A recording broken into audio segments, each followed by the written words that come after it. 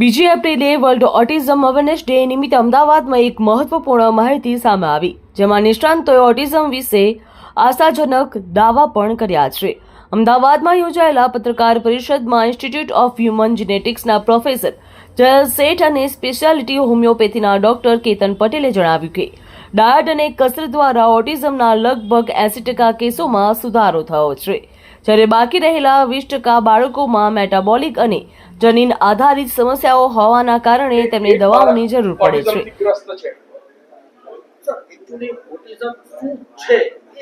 Autism 1.5 વર્ષથી 2.5 વર્ષના બાળકમાં નિદાન થતી બીમારી છે, જેમાં બાળક નજરથી નજર નથી મિલાવતું, પોતે બોલી નથી શકતું, કોઈ પણ એક વસ્તુ રિપીટેડલી કર્યા કરે છે, એ એના પોતાના હાથ હલાવ્યા કરે છે, કૂદકા માર્યા કરે છે, ગોળ ગોળ ફર્યા કરે છે.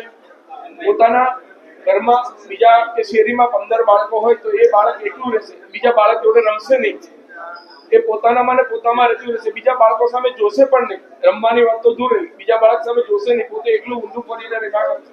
આ ઓટિઝમની કેરેક્ટરિસ્ટિક છે. આમાં ઘણા બધા બીજા વધારે સિમ્પટમ છે, પણ આ મેઇન સિમ્પટમો છે.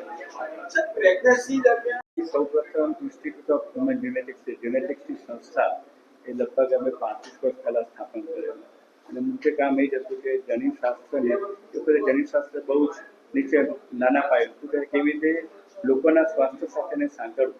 રિસર્ચનો વિષય હતો, પણ કેવી રીતે સોસાયટીમાં લઈ જવું એ મુખ્ય અમારું કાર્ય હતું.